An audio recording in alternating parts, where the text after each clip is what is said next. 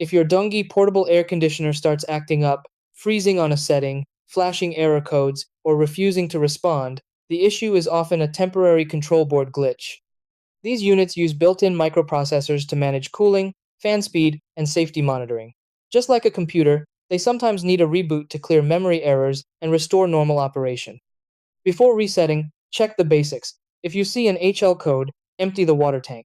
If you see CF, clean the air filter. For PF, check your power supply and outlet. Many issues are resolved with simple maintenance, especially if the filter hasn't been cleaned in a while or the exhaust hose is blocked. To perform a manual reset, turn the unit off and unplug it from the wall. Wait at least 5 to 10 minutes to allow the internal control board to fully discharge, then plug it back in and power it on. This method fixes most temporary software glitches.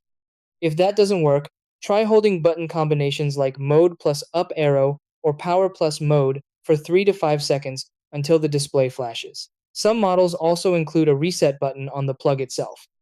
If your plug has test and reset buttons, simply press reset.